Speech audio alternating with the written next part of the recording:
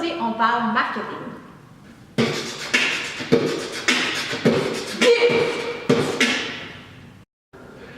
Les boissons gazeuses sont l'une des principales raisons de l'obésité américaine.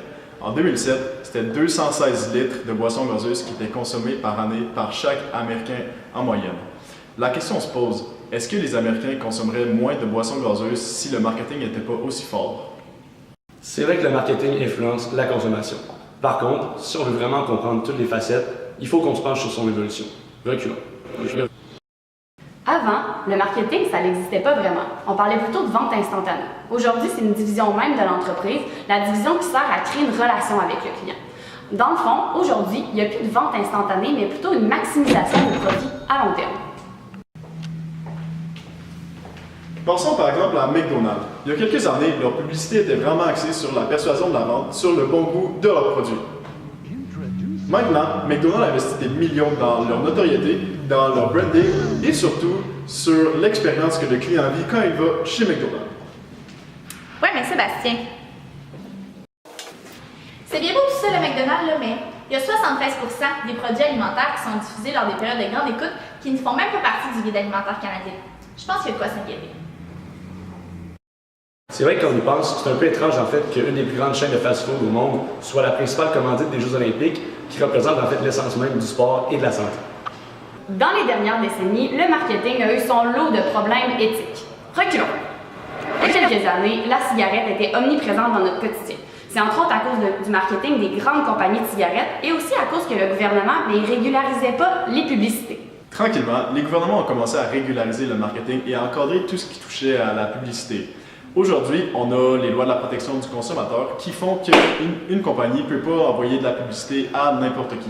Pensons entre autres à la loi C-28, la fameuse loi antipourrielle, qui a été appliquée il y a quelques années et qui protège maintenant le consommateur de recevoir des messages de n'importe quelle compagnie.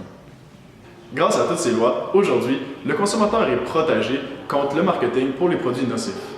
Mais Seb, est-ce vraiment le cas? Puis c'est pas tout. Le marketing a aussi d'autres choses à se reprocher. Je ne sais pas si vous vous rappelez des fameux scandales, par exemple celui de Red Bull où on affirme que leur boisson, ça donne des ailes. Ben non, Red Bull, ça donne pas des ailes votre boisson, puis ça vous a aussi coûté 13 millions de dollars le dire. La compagnie Kellogg qui dit que leur mini-wheats, ben ça rend les enfants intelligents.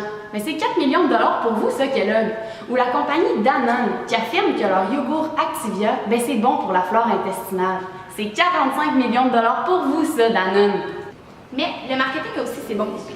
De plus en plus, les entreprises vont dépenser des sommes inimaginables d'argent pour améliorer leur image. Et ça, c'est une bonne chose.